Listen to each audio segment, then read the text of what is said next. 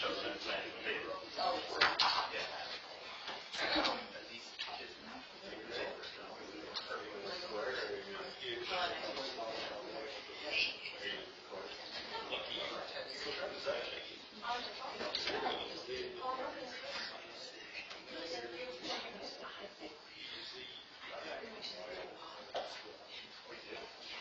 We're going to call the meeting to order. Welcome to the Bath Charter Township Board of Trustees regular meeting. First in March, it's March 3rd. Happy Women's History Month, happy Ramadan, and happy birthday to our treasurer. Yay! Thank you. It's Alexander Graham Bell's birthday today, too. Oh, but he is older than Jen. He's 178 today. Yeah, just a little bit. Let's start out with a roll call. Supervisor Fewens Bliss. Here. Treasurer Wilson. Here. Trustee Hagerman. Here. Trustee Kellerman. Here. Trustee Kopke. Here. Trustee Rosencrantz. Here. Rosecrantz. Sorry. And absent is Clerk Butler Challenger. Thank you. And thank you to the Deputy Clerk for joining us today. Item number 2 on the agenda, and if you don't have an agenda in the audience, there are some on the lectern for you to follow along, is the civic reflection. We'll start with a pledge of allegiance, followed by a moment of silence. So please stand if you are able and join us in the pledge. I pledge allegiance to the flag of the United States of America and to the republic for which it stands, one nation, under God, indivisible, with liberty and justice for all. Thank you. Now a moment of silence.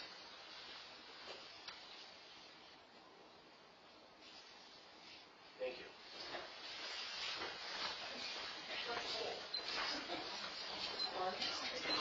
What's happening? Yeah. Let's just build with great ideas.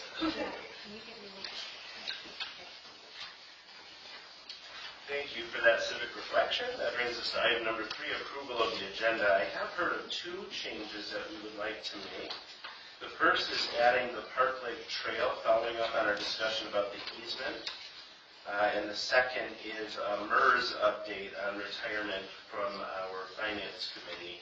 I would propose that those go under unfinished business items for introduction discussion. So 13A little c would be the trail, and 13A little d would be the MERS update, if you all are so inclined. Are there other proposed? Well, yeah, I think it's probably included in this, but the discussion about the letter, the easement for the Oak Island or some company letter that they asked, well, that's in there. That's Okay. That's the issue. Yeah. That was my job, and I didn't do it. We had one thing where the board minutes for the meeting on February 3rd, it has to be minutes, because there's 2, because we have our special and our regular meeting. So it should be minutes. Meetings. Meetings for meeting, yeah. Minutes for meetings. Okay. So, minutes before just meetings. Got it. So that includes the closed session and any fees. Okay. Other proposed changes? If there are none, I would entertain a motion to make those changes and approve the agenda. I'll make that motion. Second. We have a motion and a second to approve the agenda as amended. Is there any other discussion or questions?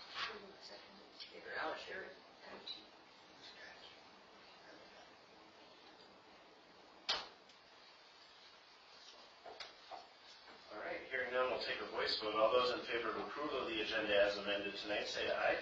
Aye. Any against? No. Motion carries. So we've got ourselves an agenda. That brings us to item 4, disclosures of conflict of interest. Do any board members have a conflict of interest with the topics of the meeting tonight that they would like to disclose publicly?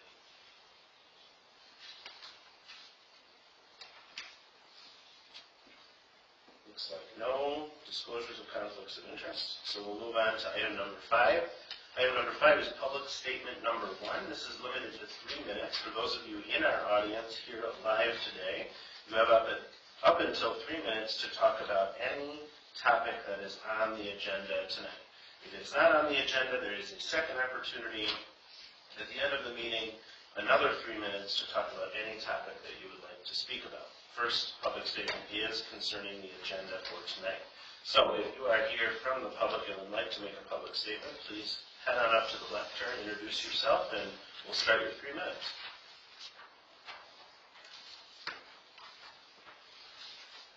All right, looks like we have no public statement.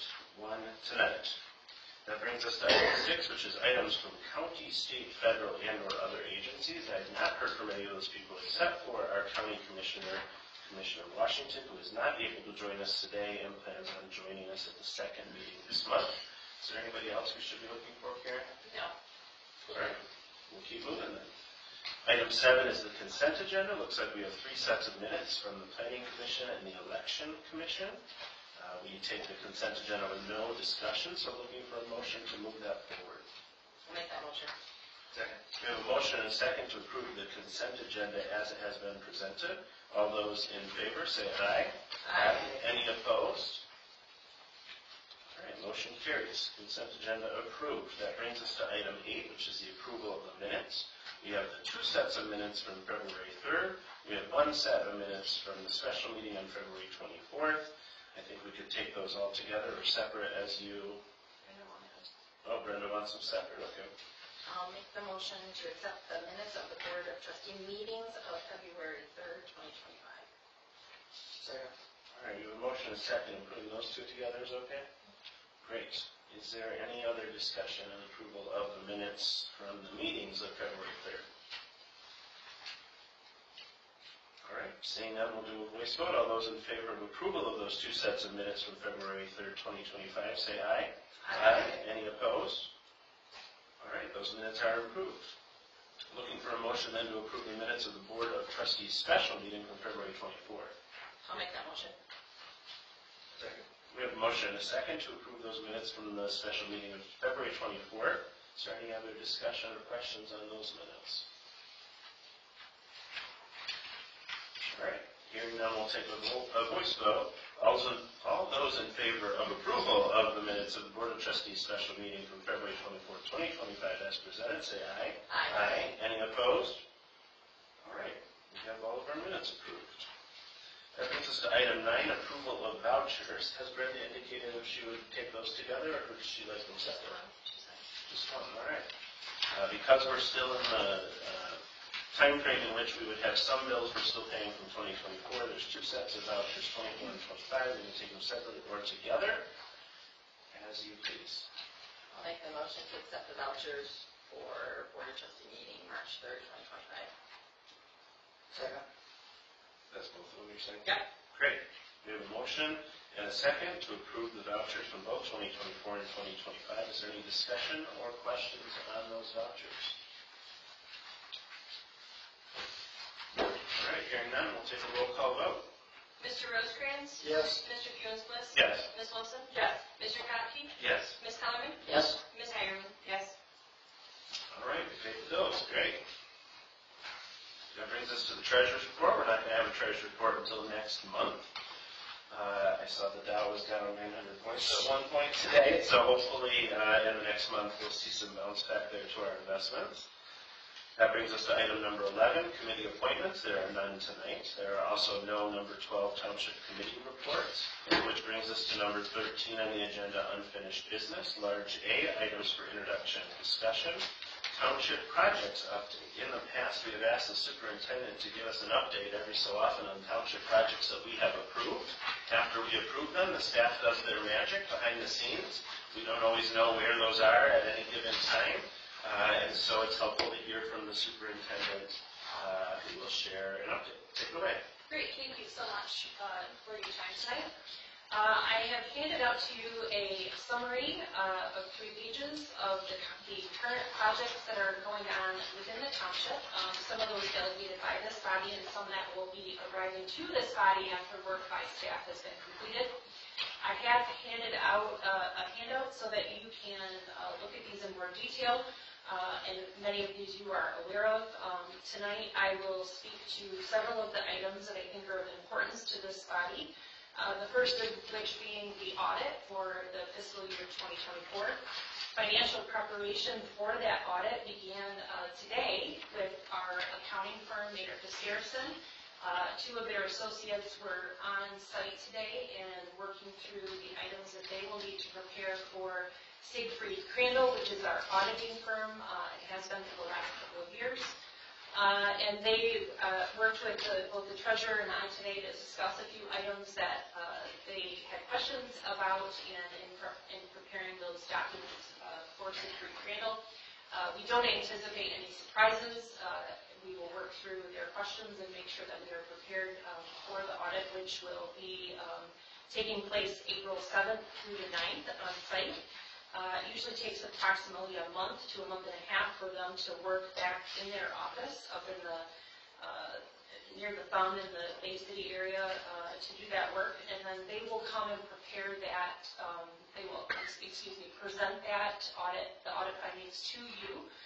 As you are aware, we've had clean audits for several years. We hope to continue with that trend. We're very proud of that, especially Jennifer and I in our relationship with her as the new treasurer and me with the former treasurer, and now in the last 5 years or so as your superintendent. We're very proud of those clean audits and returning money to fund balance, so we hope to continue those trends for you. We will be discussing the AGS contract tonight, so I'm going to skip over that. As you are aware, the Board of Trustees will be doing some strategic planning and also discussing this evening some committee assessment plans. Contracts that you will be seeing later this year, potentially based on the work that we will undergo. The Police Department Road Patrol Union contract is effective through the end of this year. The Police Department Supervisory Union contract is also effective through the end of this year. The Fire Chief contract, his contract is effective through the end of this year as well. And then, of course, you will be seeing the new Police Chief contract that I will be in negotiations with Mr. Mardigan over. So all of those will come to this body, and you will have a chance to review those and ask questions before you're asked to make a vote on those contracts. Of course, I have made you aware that there is a cell tower on this property and that we have a contract with them. I am in works with the representative of that company to bring that work to you as well. This will be my first go around through that contract negotiation, and it may be that I ask if you would like that to proceed through legal before that comes to this body. And of course, that will be your decision whether you would like to see it first or if it would be amenable to go legal before it comes to this body to make your work more efficient. So that will come to you as well. Department of Public Works in previous years, their work has been more intensive. It is not this year because you made the decision in the budget to pare down some of their projects and to go through the active strategic planning. So their work will not be as heavy this year. It will be a lot of their regular work, and that will continue. They will continue with the new security doors being installed here in the Township offices. Tom King Jump Day, of course, for the public will be April 26th, 2025. They will be undergoing Township parking lot crack sealing, seal coating, and striping. They will be doing some improvements at the beach, in the swimming area, as well as in the mulch plants that decorate that area. And then they'll be doing some upgrades at the soccer field. At this time, we have one open position, which is the ordinance compliance position. That was a part-time position that was shared with the Assistant Fire Chief, Fire Marshal, and the Fire Department, and he has left us to be their chief up in St. John's. So we will need to work through filling that position. I do think there is interest from Township staff. I think there might be more than one individual, so we will start there and see where we need to go. But anybody that would take on that position would, of course, need some training as well as some orientation to that position. So we've taken the fire marshal piece of it out. Correct. There is not another person that can serve in that capacity at this time. There is with some training, and Chief and I will be having that discussion. And if this is a position that we can continue on in that capacity where we could have a fire inspector or fire marshal, we would certainly do that. But that's a conversation Chief and I have not had to this point, but we need to have coming up. As you know, the police lieutenant position will be vacant if you approve the contract for police chief with Mr. Mardigan. IT-wise, there are several things of interest to this board, including the Township campus Wi-Fi issue, which is sometimes an issue in streaming this meeting. We received a quote for that today and are going to be able to start undertaking that work, which is good news. Took much longer than we anticipated, but out of our hands when we needed a completely new Wi-Fi network, so a more professional network to not only encompass this campus, but also down the hill with the fire department. So it is a much larger than it used to be. The deputy superintendent is finishing up work on registration for a recreation program where we will be able to take online payments and online registrations, which is a huge step for this township and something that I think our residents have been asking for a long time. Currently, they have to either drop their payments and their registration forms into the Dropbox, but they will be able to do that online, as well as reserve areas in the township buildings and spaces such as Westwater Park that people might utilize for family gatherings and other public events. So that will be something that we are proud of and are excited to put online. In addition, the design is being finalized by the deputy superintendent for a content management training, a system that we will train other members of staff on as we move to take our new website live. So we will be hopefully be able to share that with you for you all to take a look, and then begin training with the team here so people can manage their content and keep everything fresh as well. We are going to discuss MERS tonight, which is our municipal retirement system. So I will leave that up there. Police and fire operational assessments. We are currently undergoing the fire department, the planning phases of the fire department assessment. We will do that as well with the police department. Moving down to the personnel policy, the draft policy has been updated by legal several times. There have been many, many employment changes in the law, and they are keeping us current with those. The deputy superintendent and I will be reviewing that and then determining next steps. As you are also aware, the planning department will be undertaking an RFP for the comprehensive plan, our master plan that guides our planning and development in our community. This board will be part of that process as well as the planning commission. Reconstruction of Chandler Road. The supervisor and I will be meeting with the Clinton County Road Commission this week to discuss the project and then bring an update back to you all.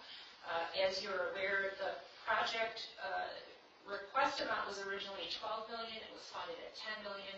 It will require us to work with the Road Commission on either paring back that project or potentially asking the state for additional funding for that.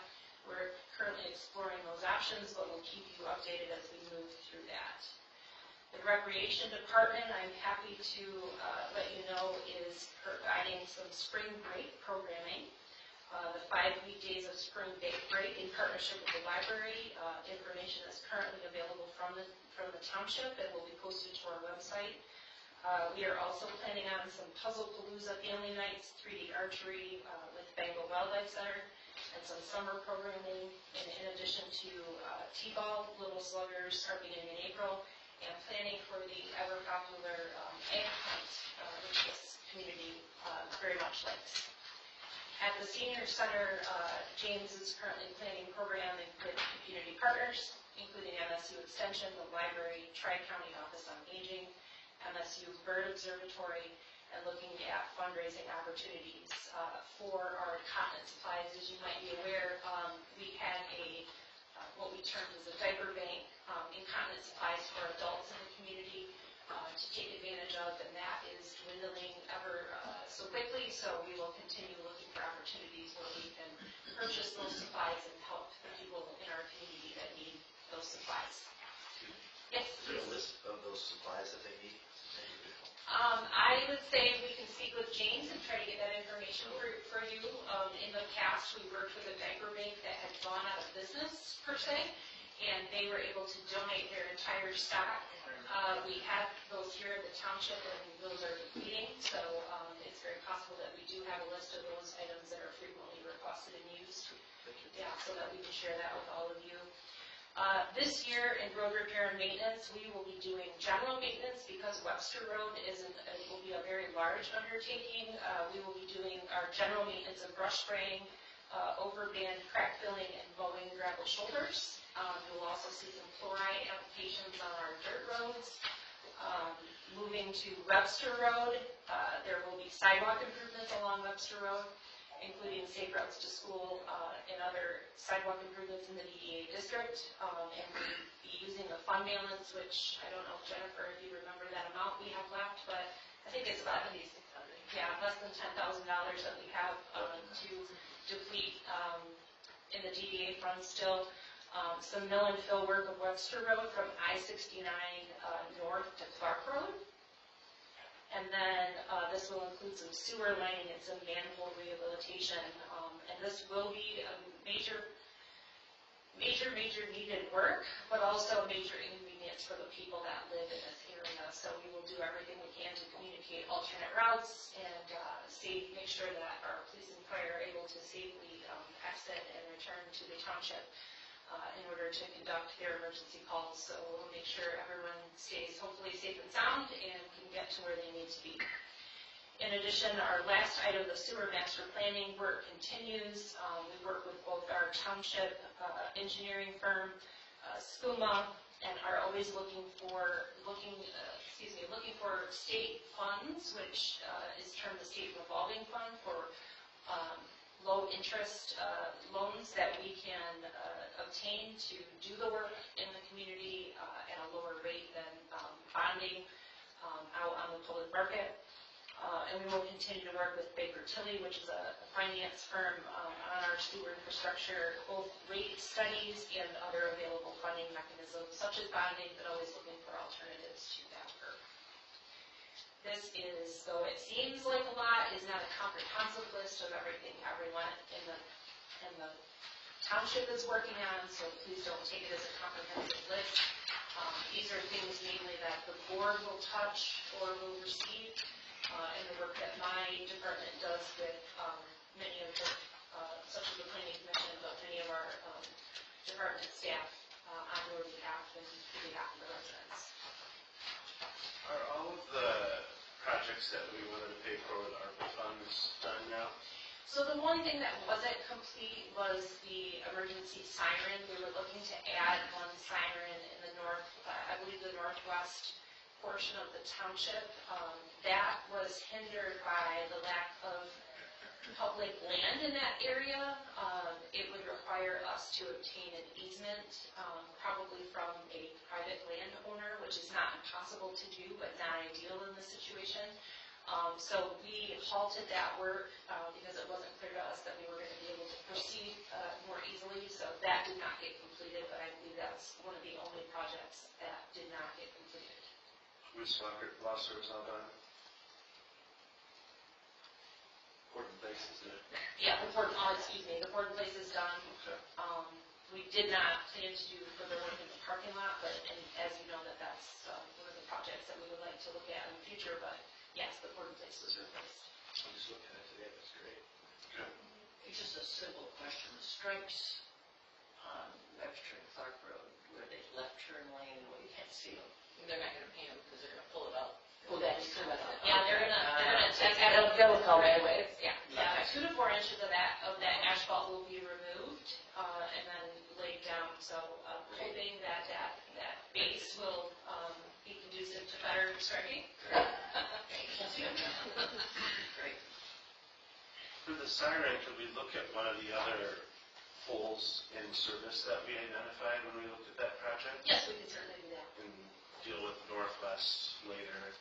Maybe we find another place that is more conducive. We could move faster on those. So I will work with the fire chief on looking at him and his team and see if there's any recommendations, and work with the provider to see if there's an easier area of land that we could move quicker on.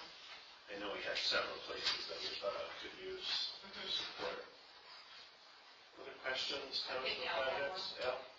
The reconstruction of Chandler Road, Mhm. can anybody go up to that, or is it just you two? I think George should be invited to go up to it, and I'd like to go Go where? Oh, to the meeting? up to the meeting. At this time, it's going to be the director of the Clinton County Road Commission, and I believe the chair of the board, Gail Watkins. And Ryan and I will be meeting. At this time, I think we're discussing the funding. And if that's something that you're interested in, maybe we could discuss I that. thought you would be going to what she was going to do. No, those meetings occur on a weekly basis, but we could certainly have you in for a project update if that's something that you and George are interested in doing. Yeah. Yeah.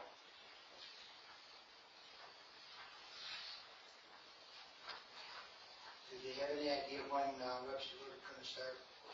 The best they can tell us at this time is spring. We're the first project on the docket, so that could mean April, May, whenever the conditions are conducive for them to begin their work. But we will work with them to make sure that we're planning ahead. But I don't know who the contractor is at this time, but we'll work with them to make sure we can communicate out with the community. They told us last year, but I can't remember who it was. It might be Reeve Riley. I know they picked up one of our projects last year that we funded through ARPA. So yeah, but we will definitely work with the Clinton County Road Commission to communicate with the public on that. Is the same contractor doing the roads and the sidewalks? No. No. There's also that project, that convenience store we have, like 96 too, or 69, at the same time. That'll be fun. I don't have the same idea as fun as you do. I will be sarcastic. I know you would. Other questions or comments on this project update?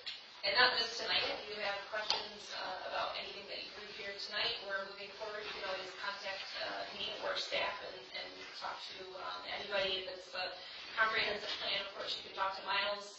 So not just me and Taylor, the deputy superintendent, but of course my staff is available to you should you have questions on anything else.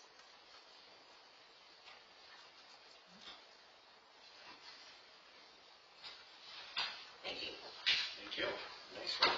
Please pass on our thanks to the staff for keeping all these balls in the air. I will do that. Thank you.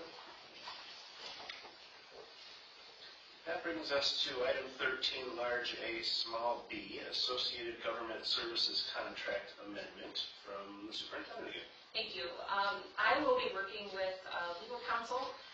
She is aware of that, the need for us to do that. The AGS contract, we refer to them in-house as AGS, in my opinion, will not change a great deal from previously. Although it is considered an amendment at this time of a previous contract, I think we're hoping to get everything kind of back to original, like it would be if we were a new contract with AGS. We will work through that with the owners of the company. Not a lot is changing in my estimation. That, of course, could change by the time it comes to you. The two major items would be a mechanism for their pricing to update on a regular basis, which may be yearly, which is what I think our recommendation to this body will be. Unfortunately, in the past, we have not undergone regular updates in that pricing, and I think that is needed for us to keep pace with the market and developments that are occurring in this township. With the arrival of Miles Robler, I'm sure many of you are aware, he is very intent on keeping things current and making sure those prices are competitive. That is not something that's occurred regularly in the past. I think it's important for us to have a proper pricing structure in place and to make people aware of that. Another item that I hope to implement, possibly not in 2025, but potentially in 2026, is moving some of that work online so that people could submit permits and the applicable documents that are needed electronically. That would definitely enhance the ability of our staff to review and to approve things if they're in their entirety and approved documents are submitted much quicker. Also, the ability to pay online, I think, would be pleasing to a lot of our developers and contractors in the area. So we will try to become more receptive to our customers in that respect. That is something that AGS is also interested in. it would cut down on the number of people that come into the office physically and have to bring documents, especially if they're a contractor, maybe not from this area, but working in this area. It can be problematic for them to come when the office is open on a part-time basis. So we will work through those improvements. The other item is that in the past, AGS was providing, paying for and providing the staff person that is in that office. That person is currently on our staff now, and we will be reimbursed for the cost of that person, which is much nicer to us being the driver's seat of that person that's staffing that office, because that is a service that we provide and it is our responsibility. It's nice when it's our person, has our training, and is able to be available as much as we are open here in the township offices. And I think my ladies in the front office would attest to that. We receive calls and walk-ins all day long, and so having that person on our staff is very, very helpful to our customer service in that department. So that should be coming to you at the next meeting. If there's a change in that, I will communicate that to you, but we will try to bring that to you. That has been an item on our more priority to-do list. We would like to have it settled and be able to move forward as with AGS. So if you have any questions about that, I'd be happy to answer those at this time as well.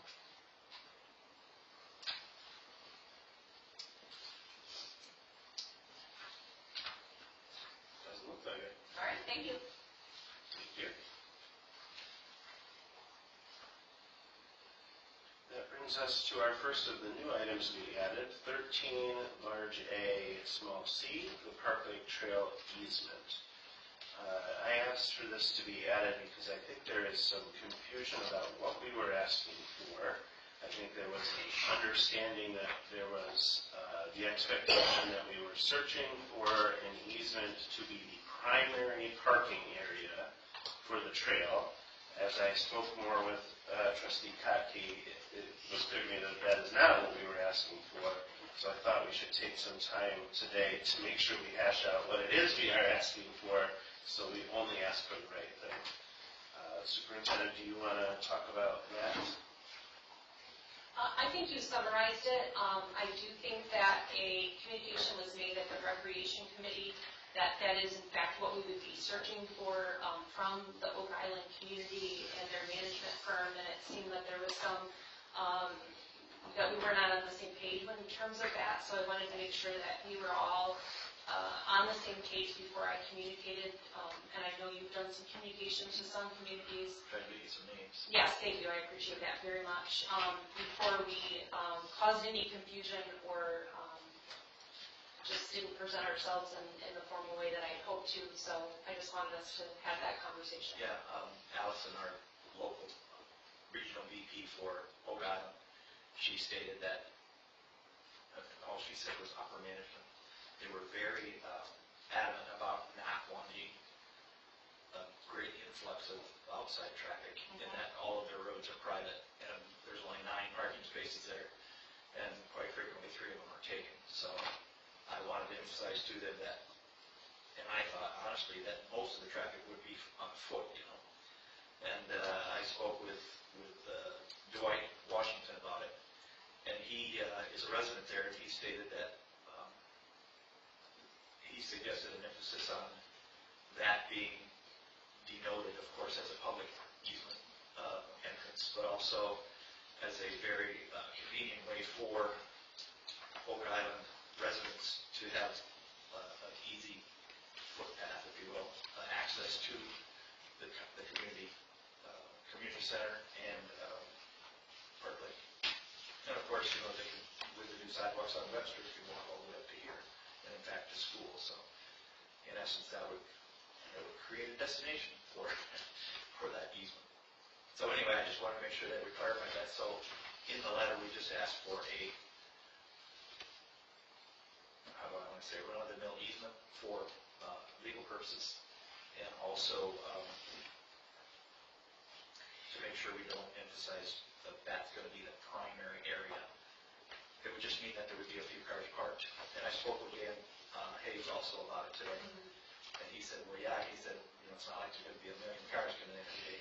Yeah, So and there could be a few on each end. I think that you and I are on the same page in that, I don't think I would have presented it as the primary. What I can't guarantee them is how many. Oh, heavens, none of us could do Right, and so to be able to tell them it's not the primary, if we have two ends available, of course you can't denote how many people, residents, non-residents, if they're walking, hopefully the park obviously would utilize it, I'm sure they do now. But also I don't know how many people would be coming in from the outside, so I don't think I would be representing it as, this is the spot, but of course I can't guarantee them It's going to who be or how many, yeah, Yeah. so. Just so that we have, and we presently have a fence across the trail, so we would be allowed to take that out Okay. and things of that nature. So, and there could be a possibility of even requiring an easement in the future for the west perimeter, if you will, of Oak Island, going towards the Pines, because Sam Hyde has talked about, again, doing something to, for lack of a better term, encourage Bath Township to become the owner of that 83-acre parcel that is directly adjacent to Oak Island. Did you anticipate that future easement? Are they aware of that, or Who? some communities? Yeah, I wrote that in a letter to them Okay. quite some time ago.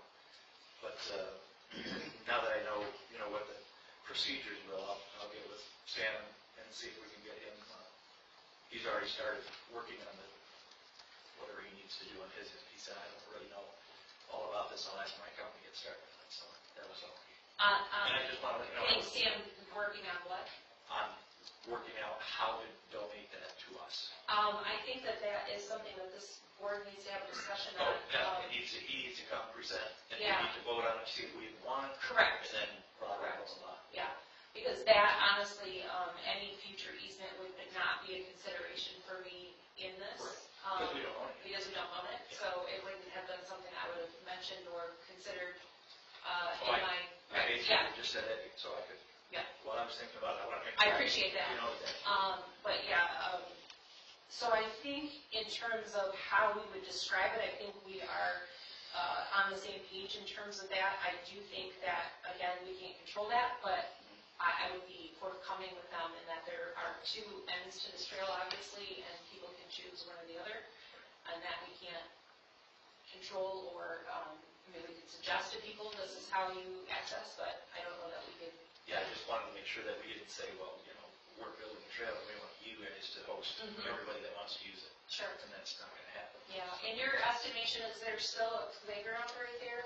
There is in that of area? sorts, yeah. There Okay. used to be exactly where the trail terminates, there used to be a volleyball court there too, just like beach volleyball.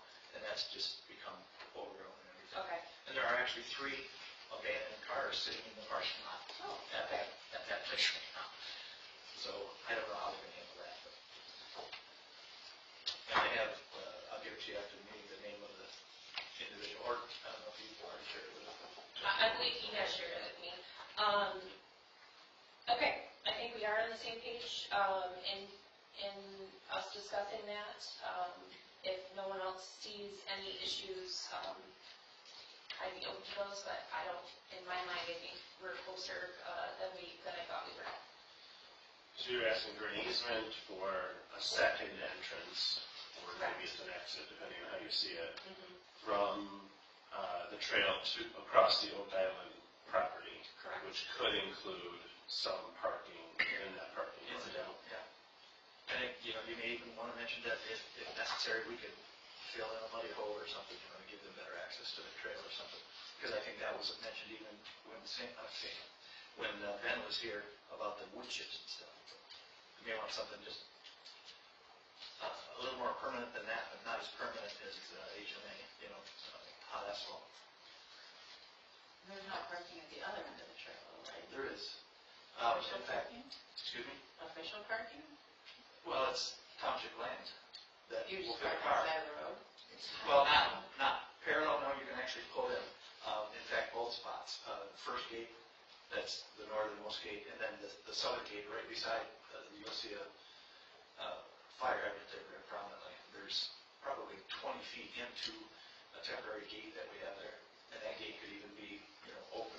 You can park there currently? Yeah. And it's been, when they put in the water control structure, that was all, had the base put in, so you won't sink into it. Well, they have to have equipment to be able to go in there too, for non-wireless parking. Yeah. It's currently, none of it's currently marked as parking. There Yeah, will be there's no an marking effort by us whatsoever. to delineate The that. north one is the Eagle Park, right? Yeah. Yeah, so that's the issue, he's back. Oh, yeah, they They really shouldn't park there. rebuilt the nest and everything. So, I think we covered it. Karen? Okay, We good about where we're at? I'm good. Okay. Thank you. Great. That brings us to the second of our new items, item 13, large A, small d, the MERS update.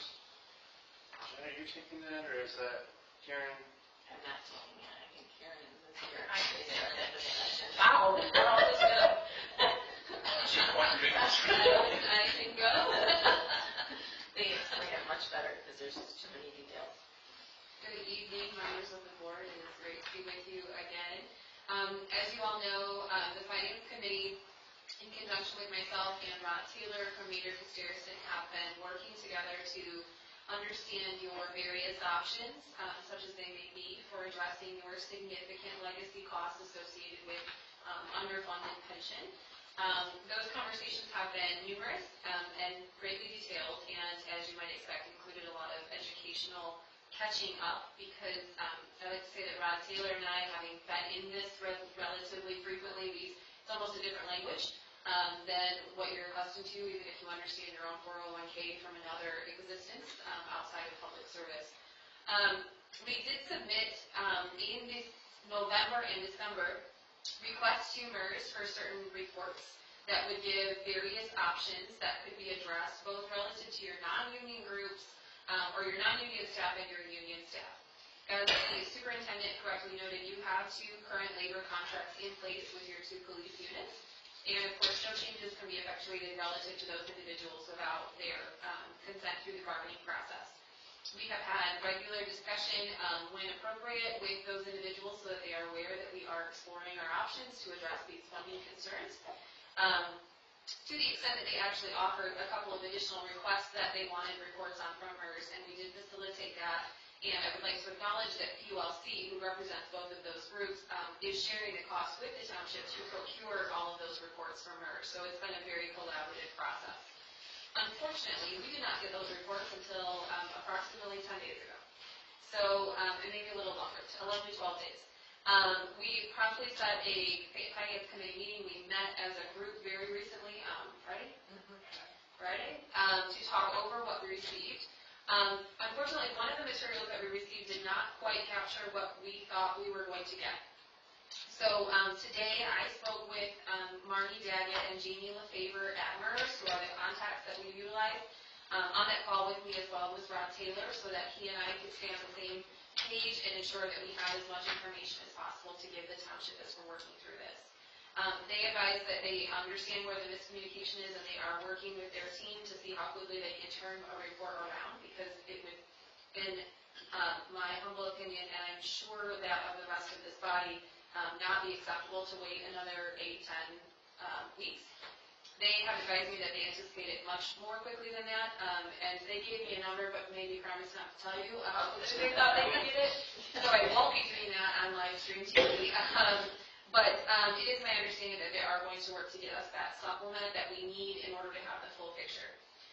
That pertains primarily to the non-union staff, which are, of course, the individuals over whom you have the ability to make changes without bargaining at this point in time. And I think once you have that information, I have also confirmed that were you to make certain any of these changes for your non-union staff, it can be effectuated fairly quickly. So that is actually very good news. We were a little worried that it might take some time to effectuate those changes. According to their conversation today, it really is as much as submitting a form, and some of those changes can be accomplished and effective immediately.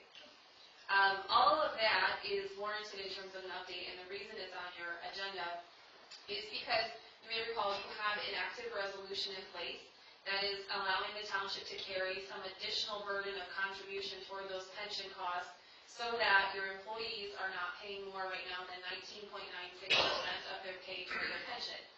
Were you not doing that, employees would be paying something like 26.27% toward their pension, which is a substantial amount. And so when I mentioned earlier, we're talking about the underfunding of the pension. It's not that the township did something wrong. It's that you are in the same place as many municipalities.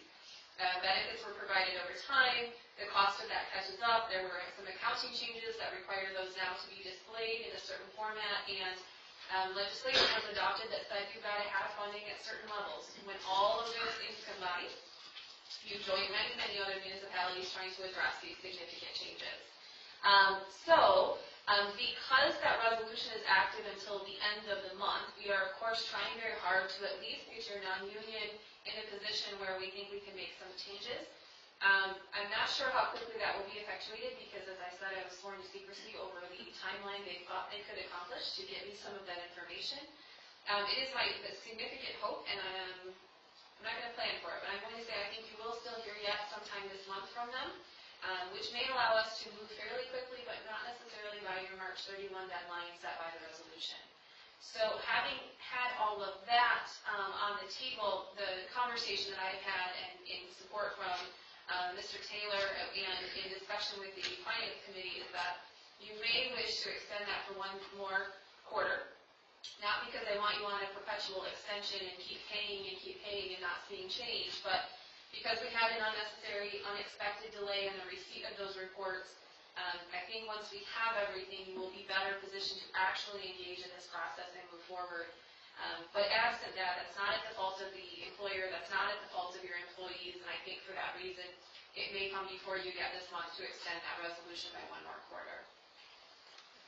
And then the last thing I wanted to offer, or at least ask about, and Mr. Supervisor, you can tell me if you have a different view of this, but in recognition of the fact that when we talk about MERS pensions and retirement plans as a whole, it is this whole other language that is being utilized. To the extent that this board may wish to have training, I'd be curious to know whether you want to have some one-on-one conversations to get you up to speed before you are asked to make decisions, whether you might like to have a workshop on the topic as a whole, or if you are all comfortable because you've encountered it in other ways and maybe you don't need that. I'm just curious about where the board is so that in conjunction with the superintendent, I can provide assistance. We can get MERS here, we can get Mr. Taylor along, whatever the appropriate educational source would be.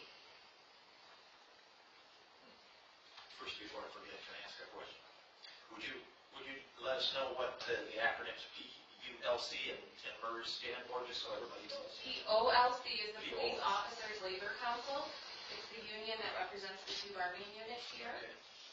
MERS stands for Municipal Employee Retirement System, I'm going to guess. Never had to write that one out. I've never heard it, Yeah. The folks who work for the state, they have some part of the schools, there's MISPERS and there's other versions, but it's all a public pension system. MERS is, of course, a private entity that serves as the fiduciary to run your pension system. Thank you. I know somebody will ask that question, so. Any questions?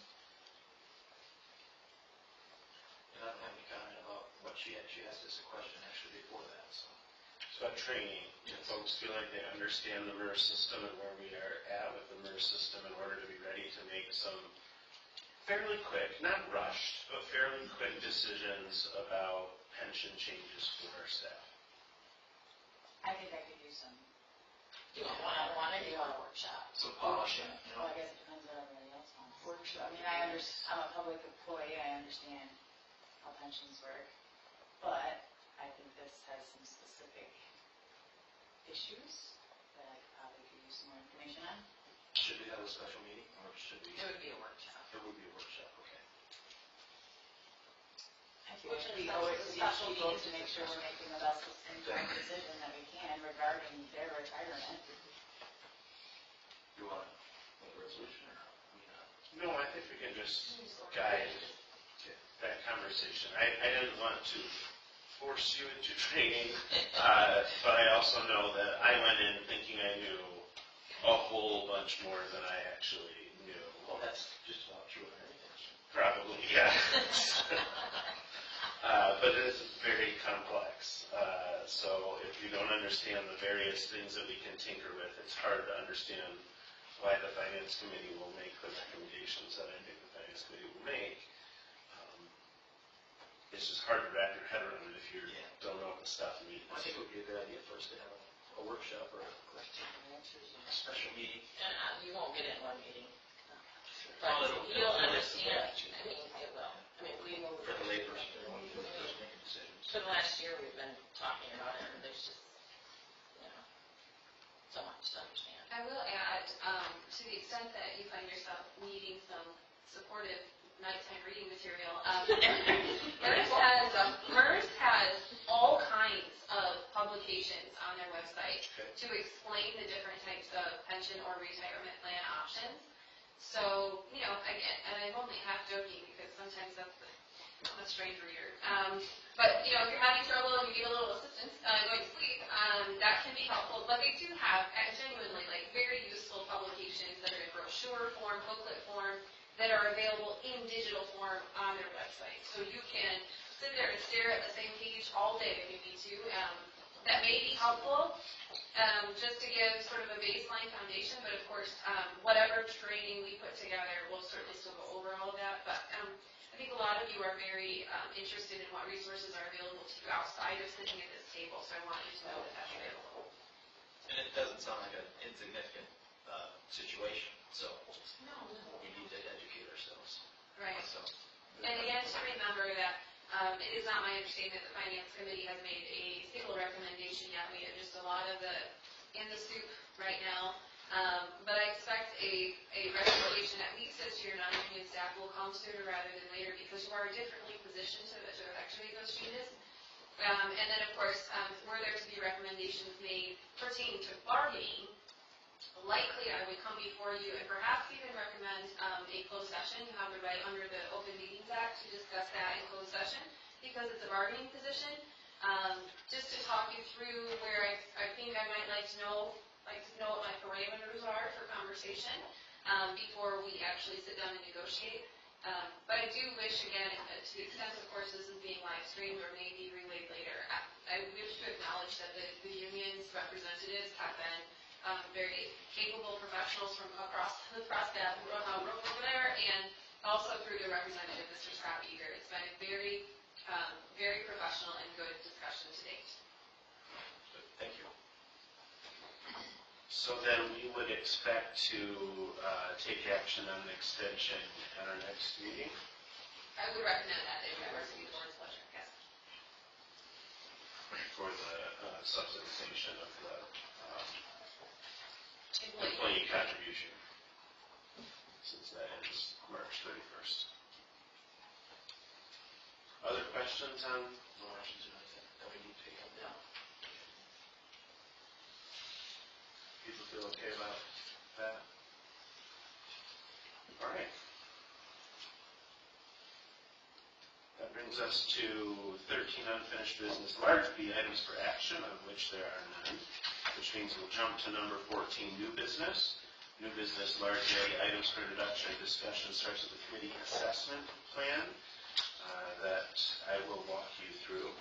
Hopefully you've had time to read in your packet. If you recall, during the budgeting process, I asked us to include some funds for some support from a facilitator, from a consultant, someone external who has some expertise on municipal committees. I have not been able to sort of pinpoint if we have ever changed our committees other than adding new committees. But we have gotten significant feedback from committees, both, I think, privately to each of us, but also publicly here at the lectern, that some of our committees just aren't working.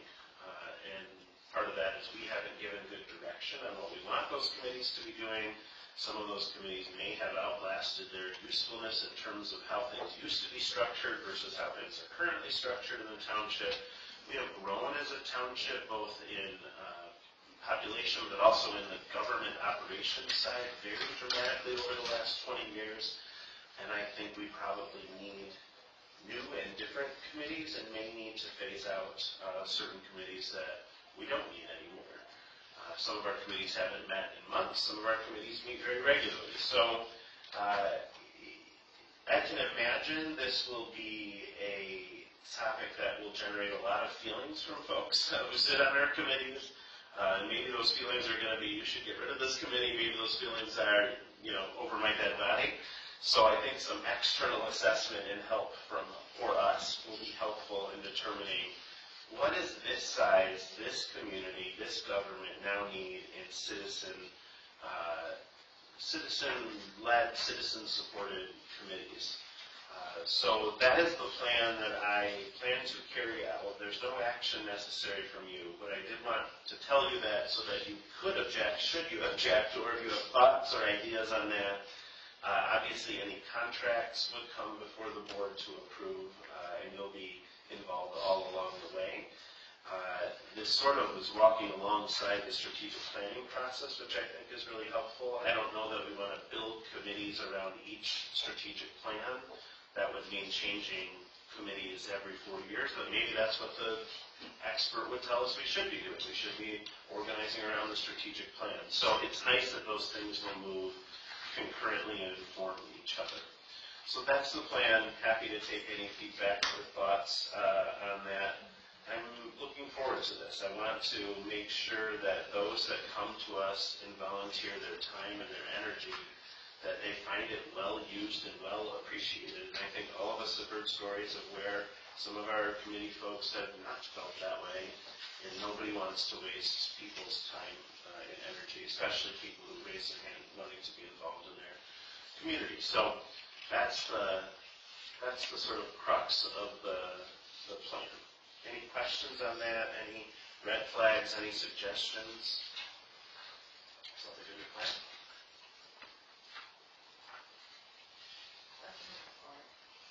Really good. All right.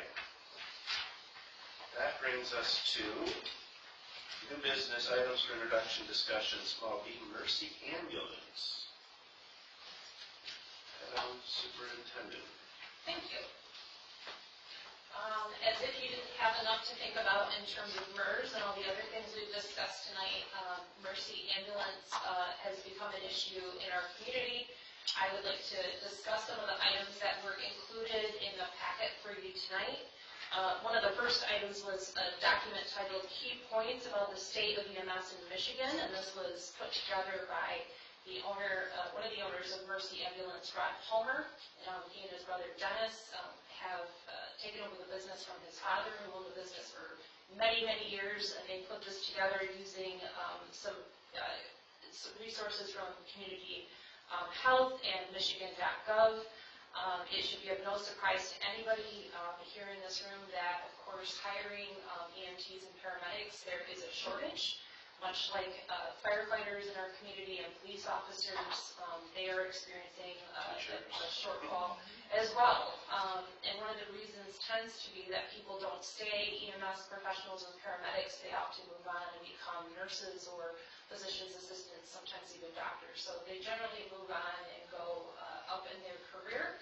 So they don't spend a long amount of time in those positions. The second document, entitled A Staff Report for Council Agenda, was from my counterpart, the city manager of DeWitt, Dan Koss. He has attended these meetings, as have I, as well as the staff from DeWitt Charter Township, as well as the city of DeWitt is in an authority, and Riley and Olive Township representatives attended those meetings as well. We've had a few additional meetings that they have not been at, but the three managers have been meeting to discuss this and hope to include our supervisors and mayors as we move forward, fire chiefs, police chiefs as well. So this was an informational piece to his board in trying to help them understand how ambulance service works in the area and some of the challenges that we're facing. Two of those things would be the type of ambulance, be it ALS ambulance, an advanced life-saving ambulance, much different than a basic life-saving ambulance. And some different cost there is for running them with the type of staff that are required, and then the amounts that they are reimbursed by Medicaid and Medicare can be significantly lower than the amounts it takes to run those units. As well as, I would like to preface some of the numbers that you're seeing on page 22 of the packet in Dan's memo were based on the amount that the city of DeWitt would be paying, which would be significantly less than us at 13,000, approximately 500 people at $6.30, a contribution, annual contribution of 85,000. We can certainly talk about those as we move forward a little bit, but I wanted to cover these documents. One acronym you may be seeing in Dan's document that you're not familiar with, DAESA. It appears at the top of page 2. That is their DeWitt Area Emergency Services Authority. Just for your informational purposes, when they use that acronym, they're referring to their authority there with Ryan and Helen Township. Moving to the proposal to DeWitt Township, City of DeWitt, their authority in Bath Township. This is a document that Mercy has provided to the communities, and they're asking us to take a look at. The last piece, and I will please note, the ambulance service agreement that is in your packet was provided by Mercy, but is in no way, shape, or form in a final product that you should be taking a look at. If this were to come to a point where we were going to enter into this contract with all the municipalities, we would, of course, rally our legal services and have them all come to an agreement on something that might work for us. So this has not been reviewed by anyone other than the partners there at Mercy. So please don't look at this as this is the agreement that we're moving forward with. I just wanted to preface that for you.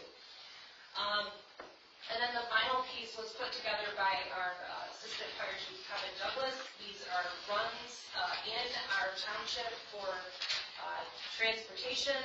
When the ambulance is called, our fire first responders, such as April and her husband, are on the fire department.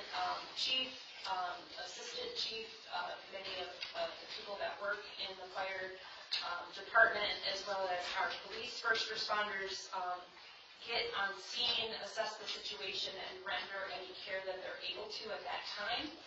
Mercy will then show up and administer additional care if they can, or they will begin the transport process to get that person to a hospital or a facility where they can get care they need, whether it be major or minor. So some of those runs that you're seeing in the first table, that was on page, I almost can't read it, 38 of the packet. I would draw your attention to that first table. Mercy is about 657 combined between the BLS and the ALS of the 1,005 calls that we're having in our community, and that was just for the year of 2024. They obviously are responding to a great many of those calls and transporting people. In addition, Clinton Area Ambulance allots for some of those East Lansing, Meridian Township, Langsburg, mobile medical response, and then as you can see at the bottom, 209 no transport. So out of that 1,005 times, 209 people were not transported for further care at a hospital or another facility. Numbers for DeWitt Township were a little higher than ours. In DeWitt Township, 845 of those calls, that's 188 more than ours, are picked up by Mercy. So Mercy is a major provider for us in these communities. I don't have DeWitt's numbers. I will have access to them, but I don't have them tonight. Some of the tables that you see further down will cover who picks up and if there's a second or third ambulance that's needed for additional support. Some of these tables further down cover those numbers for you. A great deal of depth, but really probably what you're looking at is that first table of page 38. This is an extremely complex topic. Supervisor Bliss attended the meeting, the first meeting in which Mercy Ambulance presented a proposal to the many different communities that were there. Staff has since then met together and met additionally with Rob Palmer to get some clarification on some questions that were being asked. At this time, it's my understanding that they are looking forward to serving the communities over the next 3 years. But in that time, we'll most likely look to sell their business or no longer be in business. I think the ideal hope is that they would sell their business to another company or another group of people that would take over that contract for us. And I think it is the desire of the communities as we are currently discussing, and of course it is up to this body and the bodies of their respective communities, that we most likely would enter into a contract possibly altogether, so that we would receive service under the current proposal altogether, and then could also terminate that contract if that was our desire to find another direction for ambulance service, that we would do that altogether as well. So I think we're hoping to move, at least in this area, as a group of communities together for the best service and competitive price for our residents as possible.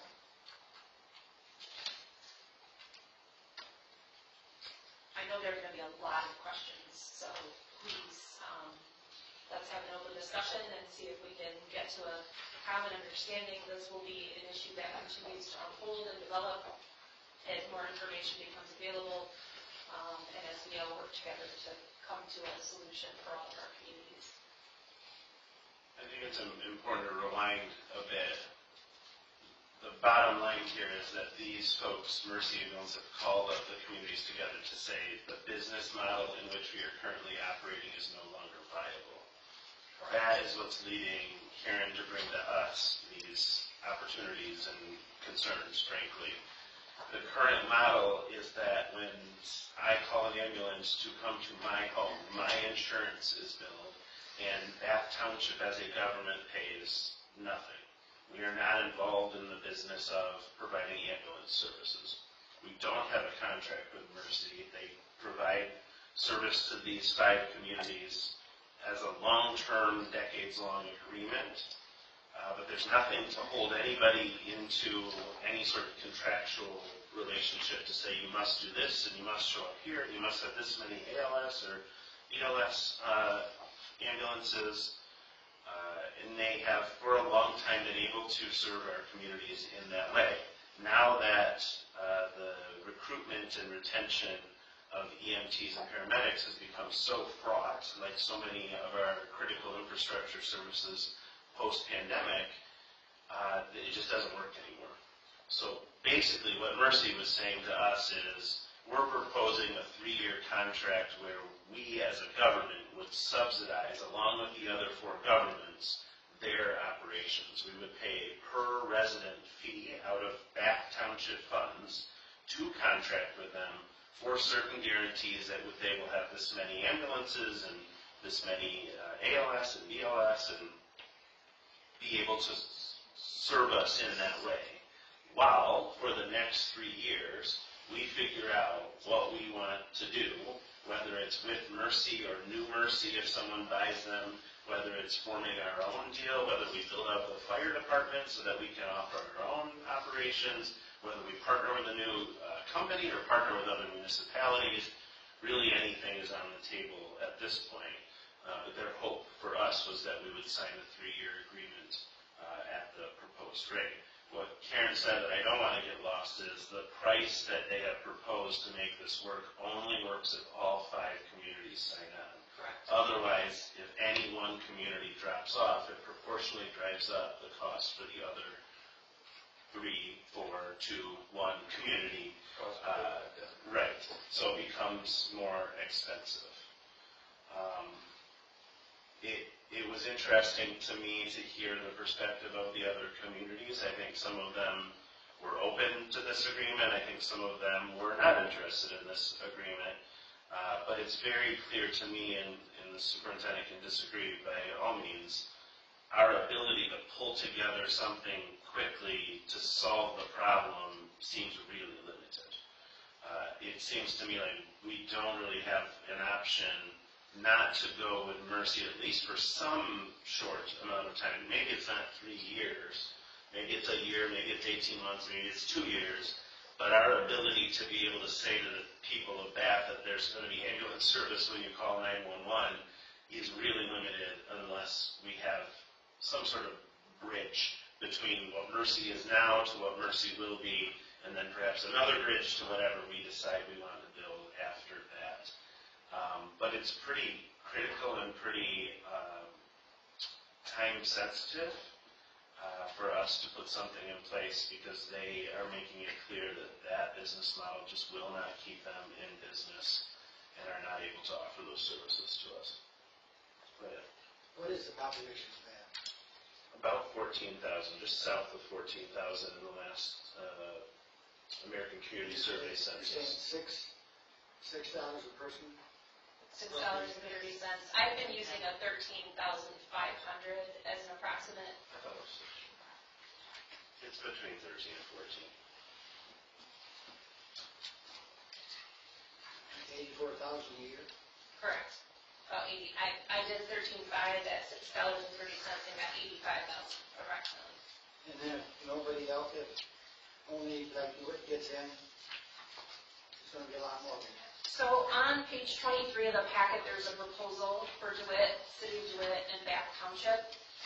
And they're looking at a total population of all those areas based on the 2020 census numbers as 37,744 people, which is about $237,000 a year. If Bath Township were not to participate, those other entities that were left, if they chose to participate, would have to make up that cost difference of us not being included. So that number is pretty scary for Riley, Olive, and the City of DeWitt, because they don't have the population that DeWitt Township and Bath Township have, which is about 15,000 or so each. So If they were to go with the 2020 census, Bath is listed at 13,292. Here's my first question would be, why is, with all these companies providing ambulance service, why is Mercy the one asking for this? And are they the only private company? How are they financed right now? And where will that financing go if these 5 communities give them $250,000 a year?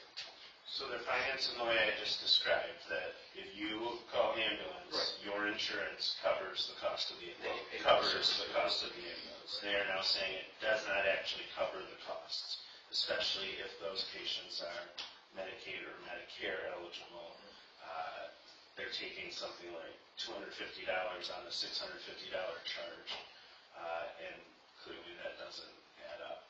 So that's how they're currently structured. The proposal here, they would still be billing private insurance. We would be subsidizing it to make a guarantee to the people of Bath that they were available and operational in the community.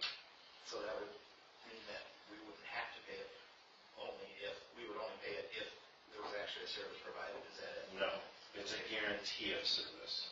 So we're paying them to cover the Township of Bath for X amount of time. They are saying that we are perhaps one of the last communities in the state who has a functional agreement or non-agreement like we do now. Most other communities have some sort of subsidization, run their own ambulance service, have an authority, have a millage, have some other public funding mechanism to support the private entities that's providing service. Apparently this has been shifting over decades, and we might be one of the last shoes to fall here. They have gone this way with many of their other community clients to ensure that they have public funding to support it. And my understanding, Karen, and this I wasn't exactly clear on, but it made it sound like there's some sort of map of the state and there's some sort of agreement between the providers on who gets what areas. Well, that's what I wondered with all of these providers. Is it the discretion of the 9/11 dispatchers to give? I've seen fictitious programs where they sway the calls, to, okay, we The way that our current operation of 911 works is it is supposed to go to Mercy first. Should Mercy, because they are the private company covering our area. Okay. Should Mercy not be able to respond, should they be on another call, something else happens, we have these mutual aid agreements, and sometimes those are handshake agreements, sometimes those are actual agreements that another agency would be called.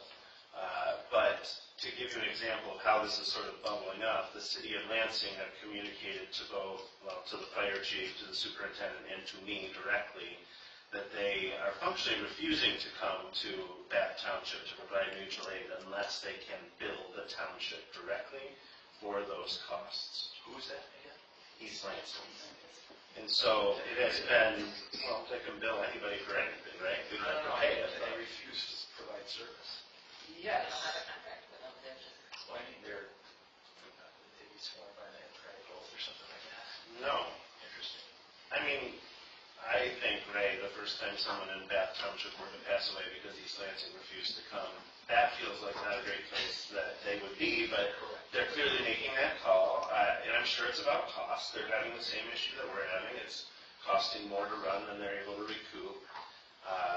So we have this weirdness where East Lansing is now saying, we're going to bill Bath Township government. Meanwhile, Bath Township government does not pay for ambulance service. The things don't go together. So in this new structure, we would be paying for ambulance service, and we'd probably have to work out some sort of payment structure if we wanted other folks to come into the community once we signed on with Mercy, if that's what we did for this short-term conversion. And that would fall under public safety. We could. That's the one that would be used.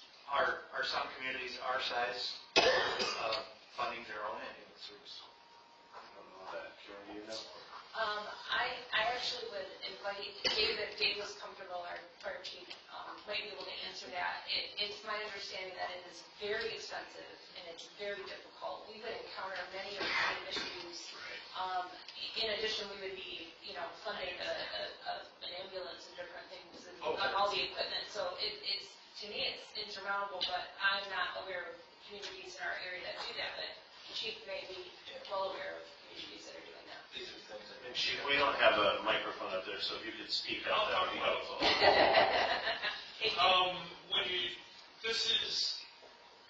This is like Ryan said, kind of hitting us all in the face. This is not a new concept. Clinton Area Ambulance covers a huge area up there. They bill per resident. Lanesburg has their own ambulance with their fire department as a separate entity. It is still a separate entity. They have billed per household and per resident, I believe, on their taxes for years. It's something that you got to have basically in place as a base to be able to afford it. And we've been real lucky with Lansing Mercy for a long time. Their service, it comes and goes, just the same as their people, it's the same problem. But here with an agreement, at least they're making a commitment to us, as opposed to, good days, bad days. They're trying to get some money so that they can make that commitment to us, and I understand the problem. But we are, I'm sure, pretty close to being one of the last ones that doesn't pay a stipend every year for ambulance service, in one way or the other. And could you explain, I know there's a preference in which we call for assistance. I know that because East Lansing charges us, we've tried to limit our use of them. I don't expect you to go through it, but after Mercy, who's next up in terms of responding? After Mercy, currently, what we have tried to do, because this was becoming an issue in East Lansing, we've had multiple meetings with both Central Dispatch and Lansing Mercy and Clinton Area Ambulance, and Clinton Area Ambulance is currently their go-to people. If Mercy is running out of people, Clinton Area Ambulance brings an ambulance down to either Round Lake Road. DeWitt Township has allowed them now to come all the way down to DeWitt Township Station 2 off of Herdison Road, and they can sit there, and the chief there is giving them the door code. They can come in, they can hang out there, use the bathroom, and not just sitting in a truck on the road somewhere. So the trying to get them to get closer to us and be able to be the go-to people. Here again, it depends on how many trucks they've got on the road for a given day and time of day. They go down to less trucks. They do a lot of transfers out of Clinton Area Ambulance, or Clinton Memorial Hospital to Sparrow, UM Sparrow, however we want to phrase that. So they do a lot of transfers also, so they can get busy. Then when we get a double call, so to speak, where Mercy's got one in DeWitt, we get a call, and then the third call, that winds up being probably shipped to Enum County. We've tried to do a better job with our dispatchers of not taking the easy route. We'll just call Enum County, and that's their problem. Because they're shopping for an ambulance too, and both Meridian and East Lansing cover each other all the time also. It's a common thing. There's not an overabundance of ambulances anywhere. And our population is getting older, so to speak. I mean, the number of people that call request for an ambulance is increasing every year. I don't know if that helps, but No, that's That helps great. a lot, very much so, yeah. Dave, yeah. what if we don't go with this? Where does the township stand as far as getting somebody to run the ambulance? It would not be, right now, it would be not good. I don't know, we'd wind up trying to do something with Clinton Area Ambulance, and they may be able to staff it, but they're gonna be as much or more.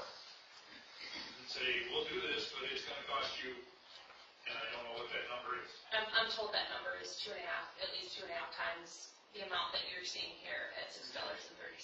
It's closer to $15 or $16 currently. That's not to say it can be negotiated, but currently it's very high. But what could happen is if all of Clinton County went together and joined the Clinton area, maybe there are other funding mechanisms that would be open to us. It's my understanding, and please help me if I'm incorrect, but so Watertown Township over on the eastern side is currently with Delta Township, is my understanding, for ambulance service. That leaves the city of DeWitt, Olive, Riley, us, DeWitt Township, and then it's my understanding Victor Township uses possibly Mercy for part and Shiawassee County for part of their coverage. If I that's think correct. Victor is now currently switched all to LSW. Okay, thanks for, I'm sorry, thank you for that. Right. So the southern part of the township seems to be where we are not with Clinton area. It's my understanding the rest of the county is with Clinton area. But that doesn't mean Mercy doesn't respond as well in other areas. Correct, and Mercy does do the same thing, just not as frequently as Clinton area coming down. Mercy is also, for them, if they're busy, then Mercy sends a rig to Price and 27 to sit, point they call it. They get to sit there in the truck and wait in case they're needed in St. John's. Yeah. So the two companies have worked well together over the years. It's just that, staffing and ambulances and things are. Yeah. It's been my impression throughout learning about this that Clinton area works really well in that other usually they're all working together to position in the more high traffic areas of the township that are experiencing a higher call volume. That was really impressive to me to learn that, when Mercy is busy, Clinton area is staging further down in the county to be more prepared and responsive to us and to the township. So it very much is they're working together. I just don't know that Clinton area has the capacity to pick up 845 calls for DeWitt Township and approximately 700 calls for us should Mercy not be available. That's not to say it couldn't be worked out for the future, but short term, I don't see that being the solution to our problems right now. Approximately more than half of the Correct. population of the county sits in this lower tier. So it wouldn't be just adding a couple of townships, you're actually doubling the population served. Dave, how much would it cost that to put it into this type of? I'm sorry. We're looking at, what's your number, Karen? 237. 85,000 just for 1 year for a month. 85,000 for 1 year, which won't cover one employee. And we're gonna need paramedics, which are expensive, and you're gonna need, need 6 of them. Yeah, I was gonna say 5 to 6 people to fully staff an ALS And ambulance. we don't know what's gonna happen after 3 years. Very true. The boys will I'm sell not that saying we shouldn't plan for it. business and then we're set. I'm not saying we shouldn't plan towards that way, but to turn the key tomorrow can't happen. Yeah. I would agree. I mean, if they're having funding issues, they're having staffing issues, that's just gonna be put on us if we even try. I mean, that's been the frustration is, I'm sure we could, with money and people, but right now, even a roster of firefighters and a full roster of police officers is difficult to find. They said basically like an ambulance runs about $500,000 to outfit. And then right now, they said they're paying their EMTs like $75,000 on average, but with overtime and the extra money that they're making, their average employee is making $84,000. So it's almost exactly that amount for one, and that's wages. That's not benefits and taxes and all the other things. So it was interesting for me to learn how they've been trying to solve this recruitment and retention issue. They just haven't been able to do it. If you can solve recruitment and retention, you don't need a rich person by teaching everybody else, because it's just an issue, for sure. Sorry. Yeah. That's interesting. I just have a basic question. In that this is based on a per resident fee, should it be a ballot issue? You could ask for a millage, but No, we're not asking for additional funds from the public. But it's based on a per resident, so we would just be arbitrarily paying what our population would be, then that's what our fee would be based on, eh? Yeah, they're saying the 2020 census is what they used for that proposal. Okay. And the reason I didn't mean to imply that it would be totally on the onus of residents to vote on it.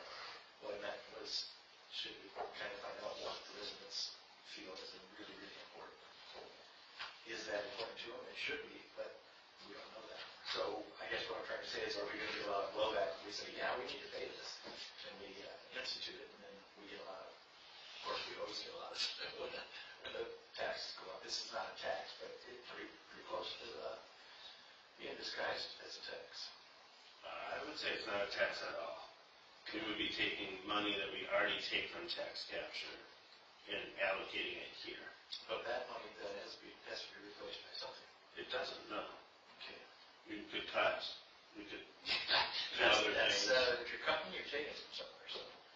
Yeah, but I want to be clear, we would not be charging a per resident fee to people. No, I understand. I know you understand that. I want everyone listening to understand that that's not what we're proposing. That could be proposed, to be clear. That is not what the proposal we're looking at is. We're looking at a lifesaver, pretty much. Yeah. Throwing on a rope. Yeah, I don't know what it would be like to be an elected official like us and tell the community there is no ambulance service in Bath Township. You know, in some ways it's not incumbent upon Bath Township to solve that, but in terms of like a humanity issue, you know. Well, this area, you know, I live on Parkway. Meridian Township, geographically, seems to be the closest major entity that has an ambulance service. Maybe, you know. and they got 40 some calls last year. We do have an official mutual aid with them that we have signed, but as you can see from the numbers, they picked up about 36 people and transported them. And that's just table one. That's out of the 1,005. 36 of those were picked up by Meridian and done very well. I attended a former assistant fire chief was honored for helping to save someone's life with Meridian, along with Meridian Charter Township's crew. So they do great work. Well, I hope you can hear my questions. I don't know a whole lot about this, so that's why I'm trying. But The challenge with mutual aid is it's mutual. If we don't have the aid to be mutual, I think eventually these other communities are going to say, like East Lansing, hey, Bath Township, we're not the Bath Township ambulance service. We can't be making these runs. Not because we don't care and don't want to, but we have to pay these people as well. Well, my next question was, say, Meridian Township, do we pay anything to them when they pick up a person in Bath Township? Currently, no. We don't pay anything to We don't anybody pay anything to anybody. currently. We pay our ladies and gentlemen of the fire department to go on a call. They render that first available care there on scene We have until. EMS, right? Our current license for the fire department is what they call medical first responder. Okay. To step into even EMT basic as a response is expensive and more qualifications with the state. To go to transport, there's obviously a whole lot of things involved. With the personnel, vehicles, staffing, because if you're on a run, you gotta backstaff it. There's considerable when it goes to that level. Not to say we can't get there, but we can't get there in a year. Oh, That is, Yeah. you know. this is a really deep subject. Right, it is, and when you just clarify yours with Meridian, I see what you're saying, where they're closer, they are just as strapped. Swamped. Right, they just haven't gone to saying, like East Lansing did, hey, maybe we gotta charge you. Part of our problem with East Lansing is they made it a blanket thing, and they were covering a lot of calls in DeWitt, also. East Lansing, East Lansing was, fire, the ambulance. Sure. Because our dispatchers were taking the easy route out and saying, ambulance is sent to Ingham County, we won't try to search Clinton County for another ambulance. We have stepped it up, both getting Lanesburg coming this way also, besides the Clinton area ambulance. Lanesburg is also closer on the list for them to call and send that ambulance. But Meridian has 3 ambulances, East Lansing's got 3 or 4, and like I said, if you ever, I can fix you up with the radio as a temporary listening to them, but they're helping each other all the time, let alone trying to, so they're taking care of their residents that are paying for them. Right. And so that's part of the problem. Sounds like something that should have been looked at 10, 20 years ago. Correct. So on our list, Right, that's the heading for every issue we've dealt with so far. mobile medical response would be the other company I would offer. Is that correct? I don't know, mobile medical response, I mean, they've only picked up one in the last year, but I'm just. I don't know that Yeah, we actually, either. I don't recall them picking up one. I Okay. think we went and helped them Oh, okay. because they were contracted to bring somebody home from a hospital stay, and the staff that they had with them couldn't take care of getting the person back in the house. That's the only time I can remember MMR. I could be wrong, don't get me wrong, but that's what I remember. I don't remember them responding to us. Okay. They look like the only other private company on here. Yeah, and that's what I was, trying to offer was, I think that's my other one. There are other Where are they based out of? Yes. They come and go. They go big and then they go small, and I don't know a whole lot of history behind MMR. They were all over for a while. Yeah. I swear in the 60s, Mercy Ambulance was based right in my neighborhood in North Lansing. They still are. It was like between 2 houses, and when I was a kid, I used to see those ambulances come shooting out of there. I mean, it looked like the Ghostbuster car, I mean, Rod and Dennis, who I'm sure knows really well, offered that, when their mom said red phone, like she was picking up the ambulance line, and they were most likely being dispatched. I mean, their dad was probably taken off out of there with an ambulance, so. That's interesting. Most of us never even think about it. We just called 911, Interesting. Yeah, I think that is such a good, real comment. I think the average person doesn't know how any of this stuff works. Yeah. They don't care. They think the hospital is sending an ambulance, right? Like they think that infrastructure is there. And so when we come to these sort of inflection points where we have to make these relatively hard decisions about money and time and space and people, it is hard because I think the average person thinks all that stuff is just there. I should pick up the phone and someone shows up. But it only happens because, the 7 of us have worked with other communities and have formed something together. But that's what I have found to be hard in this job, is explaining the complex infrastructure back end of how all these things work and how easily it will crumble so fast. Well, look at Gaza and Ukraine. You can imagine their ambulance service or lack thereof. MMR is insane. Yeah. Oh, they are?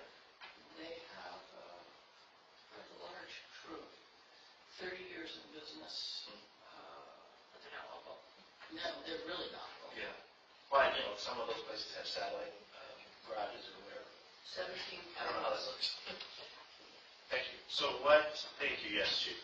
What are you looking for from us? Is this information only? You're going to keep working on it? Yes, so the next steps are, of course, to continue meeting. I think there will be a situation, the next meeting will be a situation where most likely supervisors and mayors join staff to have discussions about next steps and what might come back to these boards of our respective communities. So the education process was important for me to start as soon as possible. Because this is something that Mercy has indicated they would like done and signed by April. Our communities have indicated to them that we do not think that is possible.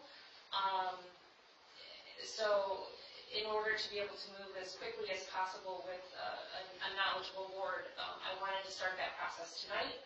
As we are having these meetings, we will continue to have these meetings. We just met with, like I said, Julie Coleman, who is the acting, I think, manager of Township until their new person is in place. Myself and Dan Koss meeting with Rob Palmer. I think, again, we'll have those next step meetings. But at some point, I think the proposal in front of you will be to have legal counsel of the communities draft a document, an agreement that is usually agreeable to all the communities. And so we can go in this together and then, like as I said, exit together should that time come. And then look at another solution to this issue. So I don't think because we sign something or pay something that our work will be done. Our work will continue with the same paper because that time frame will come and go. We have no guarantee that Mercy, the current owners of Mercy, will continue to own Mercy and what that means if that should change hands. So it is our feeling that we will work together on this very seriously and frequently in order to try to solve this problem for all of our communities should changes continue to occur and likely in the near future. Can I ask one more question? Yeah.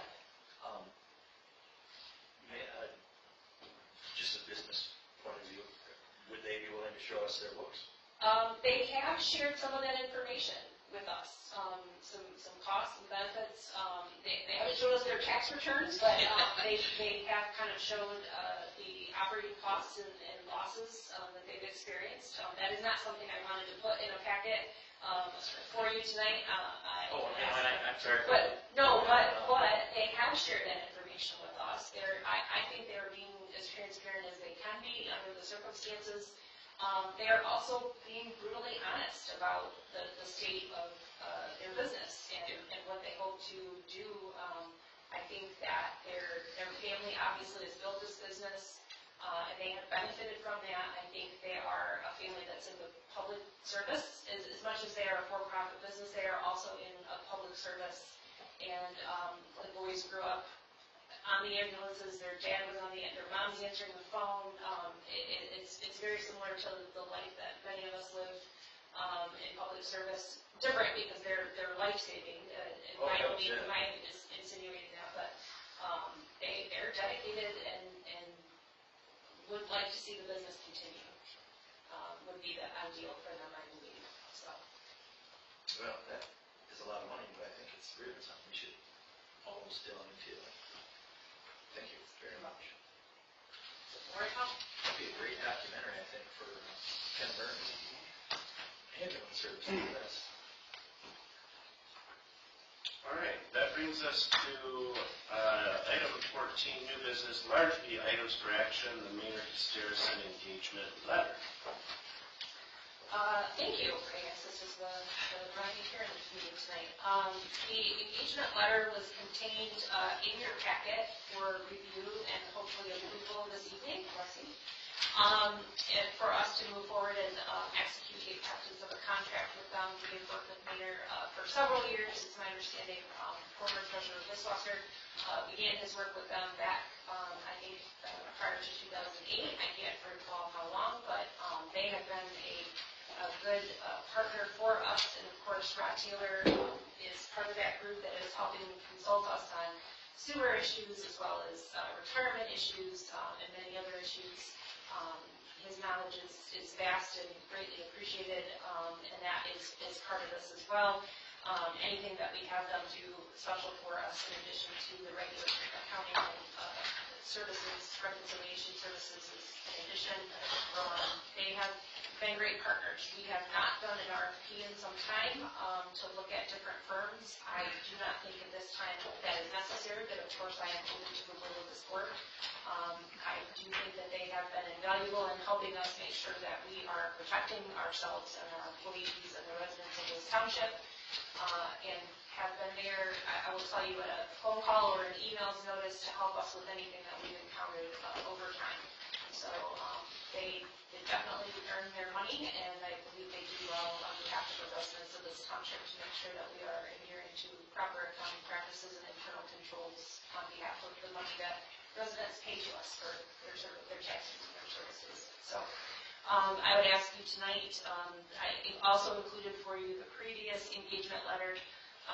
It's very similar, only there are not special projects contained in here. Previously, we were looking at transitioning the general ledger and doing that internal controls assessment.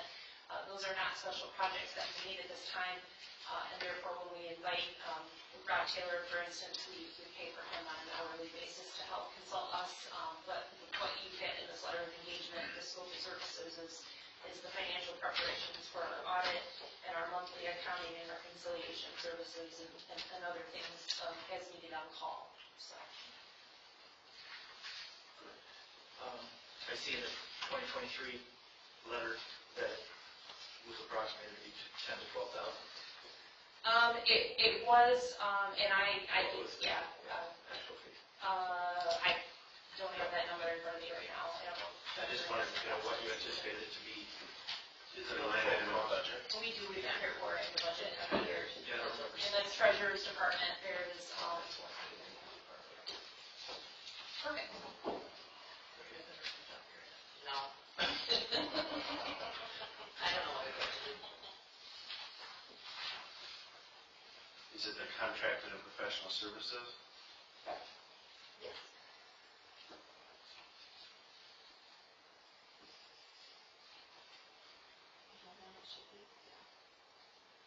That's much larger than the number that is in that. Yeah, that's audit and But other for like our auditors. Yeah, expenses those as two well. projects that she said we wouldn't be doing this year. Yeah, but the audit is a different firm. Oh, That's the same. But it's Yeah, it's all, Right, but he's looking for the number He's that looking we're for the paying these number. people. So Oh. that's what I was gonna tell.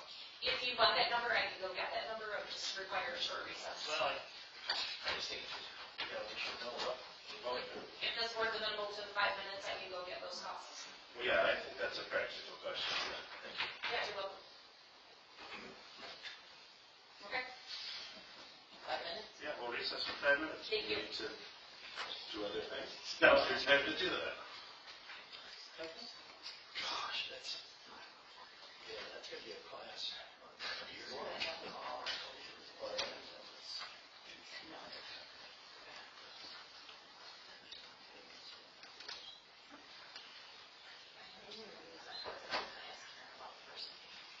Did they talk about why they don't do the other portion that Medicare or the insurance company does? I don't think you're allowed to do that. Oh, really? When you have Medicaid, you can't pay the person. But a private insurance company, say like ours, They do with a private insurance company. because they bill with private insurance company, but if there's an outstanding. Oh, like a co-pay Right, type of do they? situation? I don't know, that's a good question. Yeah. Because I didn't get a bill when they had to transfer money. Collection offices are probably going crazy on those. I didn't get a bill. Well, Medicare people having to pay for ambulance care, but I don't know the situation. They can speak to that. Okay. It's just lets me know how much I kill them. Like a hospital, I know years ago, Sparrow Hospital's ER collected an average of 30% of what they billed. Wow. And that was 25 years ago. So they had to change what they billed in order to survive.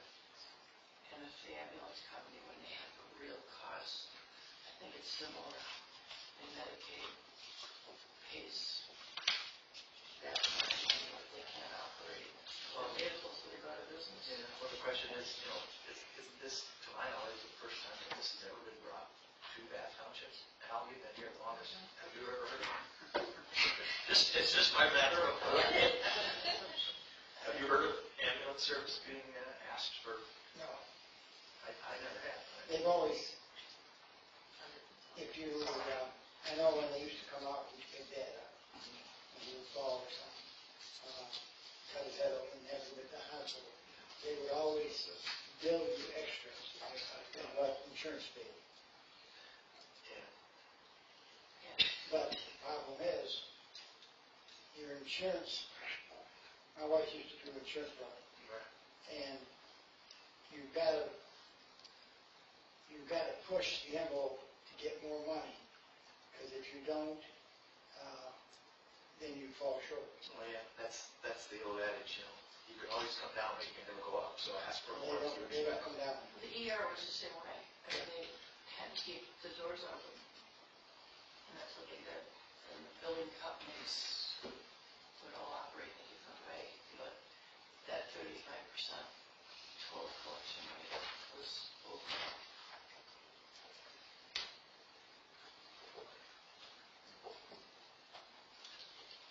And then St. John's transported my wife down to Lansing from the hospital up there. It was just a minimal amount that the insurance wouldn't pay. Firemen, they're EMTs.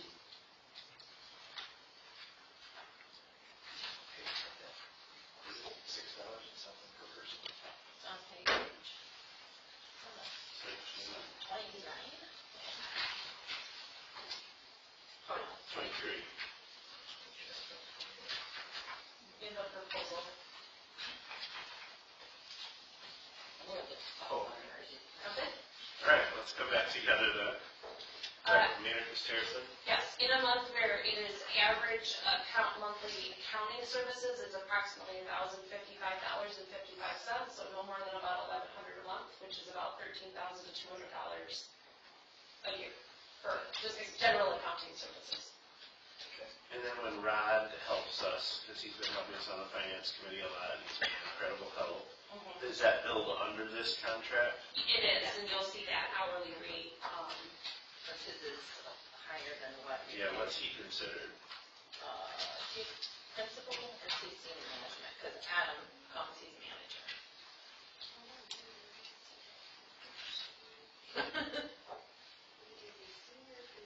Senior consultant.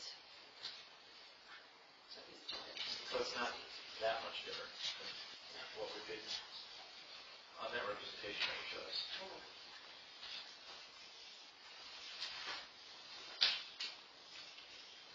And then this fits with what you did budget in the 2025.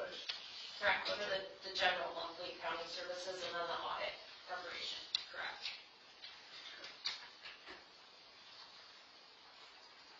Can I make a motion? I can make a motion to approve the request for, what do you call it? Maynard Castilson. Yeah. The original one. Maynard Castilson engagement. How's that? I'll second it. Okay, so the motion is to agree to the engagement letter as presented? Correct. All right, we have a motion, a second. Is there other discussion or conversation?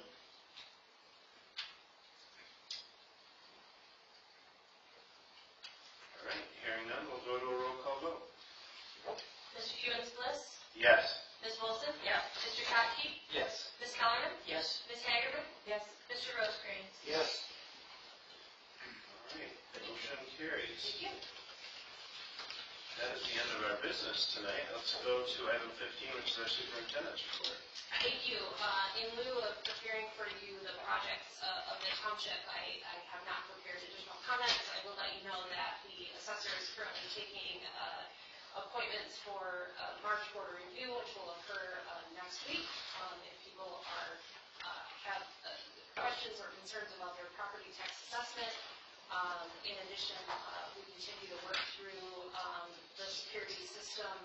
If you are coming on site at the township and would like to come into the office, of course, when we are here, we will let you in. If you come outside of normal business hours, you will need your key that you have, the fob that we've offered to you to get into the building. So just know that if you completed your packet and we're not here, you will need that key to get in, or the app on your phone. If we can assist you in any way, Ben Zeke would be happy to do that. He helped me set that up on my phone today, so that you can carry your phone and that's your key, which is another way to get into the building. Where is it? I'm sorry? You download the app from our? Yes, download the app, yep, and it works off of, Oh, no, it's not, so no, it's no. in the app store? You have it, Or to be sent. Oh, Yeah. okay. yeah, a link will be sent to you and then you can download All right, it cool. and get you set up. So we'll make sure you have access, but of course that fob that we've given you will work at any time. And Works great. carry that on your keys, that will work. So just let us know if we can assist you in any way. There is a lot going on currently. It's my understanding we'll be preparing to ship some voters to Langsburg for a school election. I know a couple of you came in for the election commission meeting. We will continue to communicate those instructions out to everyone and how they can participate in that. If there is ever anything staff or I can do, you don't have to talk to me. You can talk to staff if you would rather do that. Anytime an area of expertise can be shared and they can answer questions or concerns you may have, please take advantage of contacting them. We are here for you and to help try to make your job easier.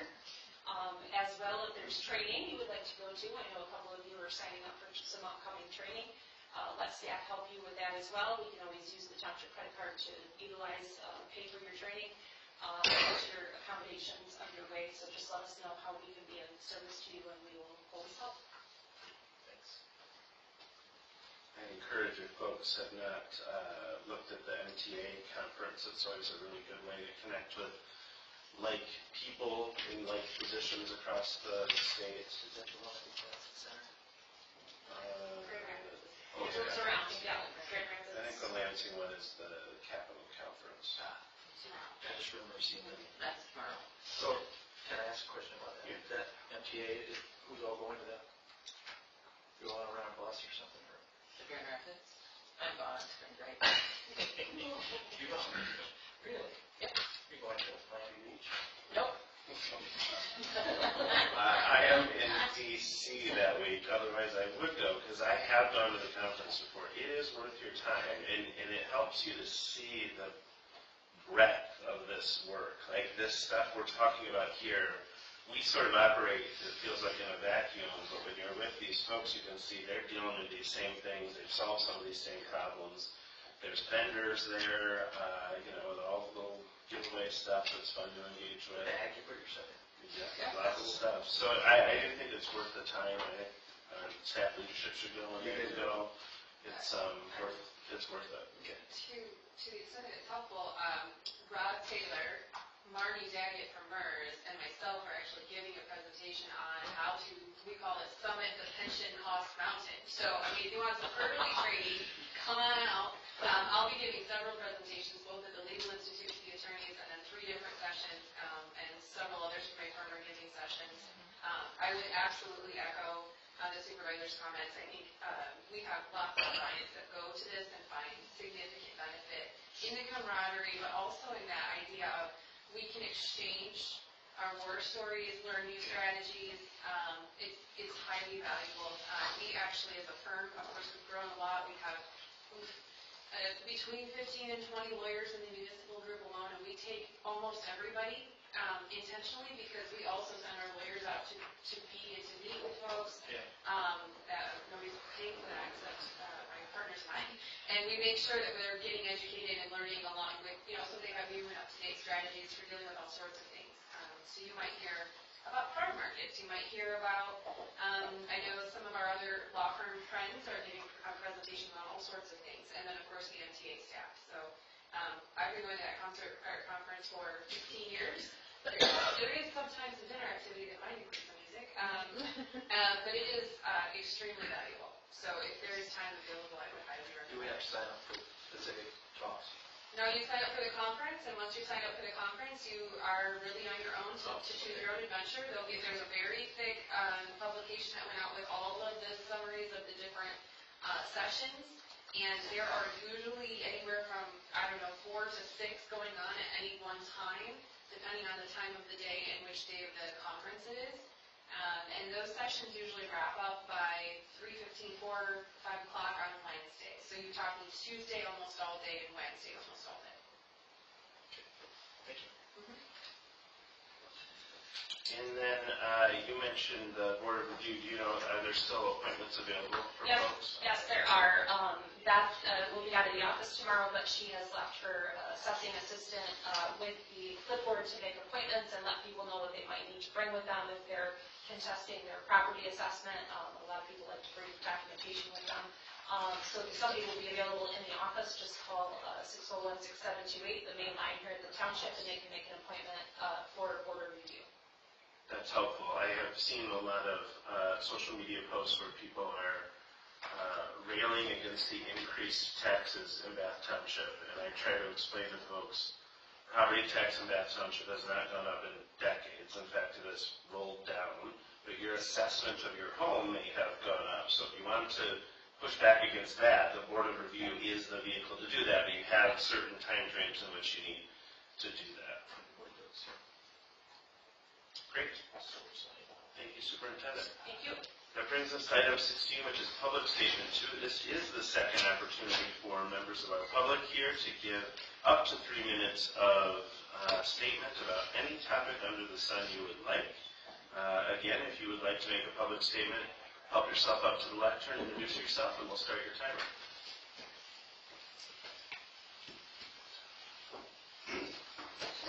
Speak up.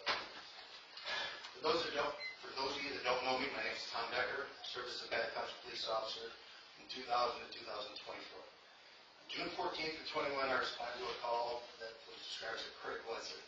The police chief at that time, Chief Lyle Lindholder, directed me to be examined by a psychologist, Dr. Jerome Gallagher, 2 days later to assess my capacity to perform my duty as a police officer, which is a standard practice. Afterward, Dr. Gallagher sent a report to Chief Lindholder stating mental health counseling is clearly appropriate in this case. Dr. Gallagher then recommended to Chief Lindholder I contact MSU Psych Clinic for an intake interview. Chief Lindholder stated that since the traumatic incident occurred on duty, the township would pay for the treatment. He gave me the Bath Township Police credit card to pay for the sessions. The sessions were short, infrequent, unhelpful. They were only with psych students, and I relayed the info to Chief Lindholder and, at the time, Lieutenant Gary Smith. A few months later, I spoke with Lieutenant Smith, requested to be sent to some better therapy for the critical incident.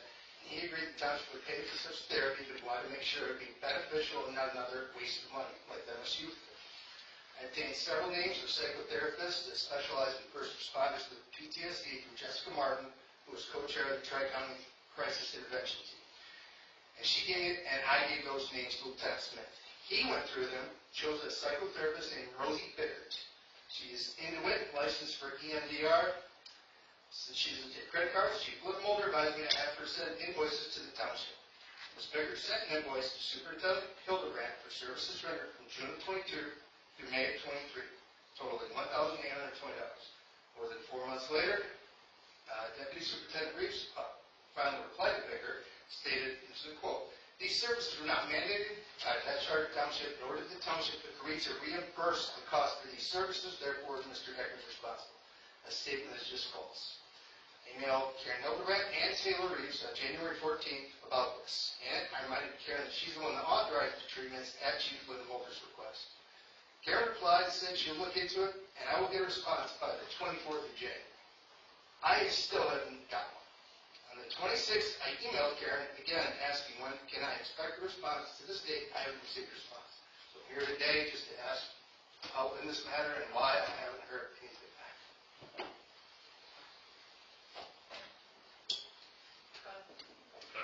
If you have something to say, go ahead. I was going to let you know that I thought I had responded. It is my sincerest apology that I have not, and I will work with legal counsel to make sure we give you a thorough response.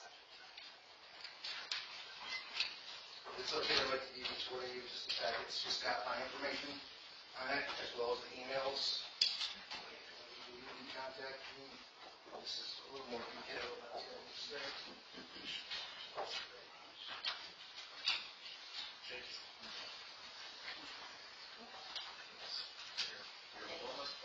Yes, sir. Can you check on this? medically retired, August of last year. Thanks. Thank you for your public comment. Are there other public comments in the audience?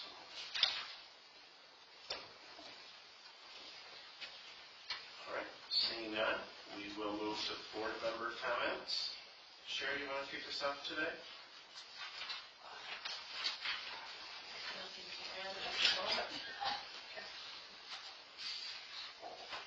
Me next. I think we have a lot of studying to do. The ambulance thing is only the first one. That's something I never thought about. That seems very fascinating to me. And I think it's our responsibility to really study up on it and see what we need to do. That's all. I'm glad we're going to do a MERS training session, it sounds like, a work session, so everybody can get caught up, kind of, even though there's a lot more stuff you can understand, and we've been dealing with it for a while. Also, anybody that has not paid their taxes, you now have to pay them at Clinton County, so contact them there. Most people. Yep, that's it. Thanks. I just want to echo, I hope folks who are regular viewers of our show have been tracking these issues that have been coming up for this board. The ambulance is the latest. We are still needing, at some point, new fire trucks. The pension system is being revamped or proposed to be revamped. We have sewer infrastructure that we need to pay for that will need to be dealt with in terms of sewer fees or other revenue generators.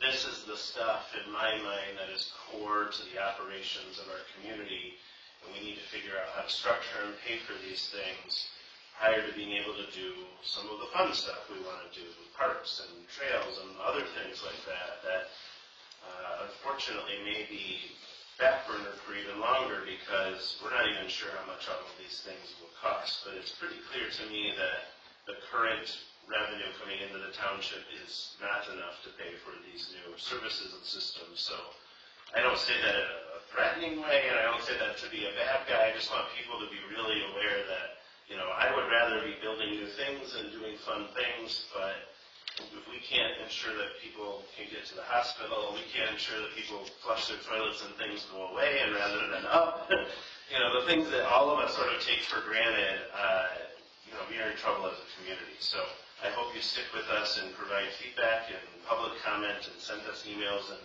thoughts on all of these things and how we can build a community that functions so that we can get to the community that can start to do some of the fun stuff that we want to dream about. Yeah. I don't think I know anything. Happy birthday, Jennifer. Thank you. Is there cake afterward? Nope. Really dropped the ball. I guess someone was supposed to bring it for you. I'm sorry. Our next meeting is in 2 weeks on March 17th at 6 o'clock right here in this building. I'll be hoping you all wear green. Other than that, I'm looking for a motion to adjourn. I'll make that motion. And the motion in a second. All in favor say aye. Aye. Any opposed? Motion carries. We are adjourned.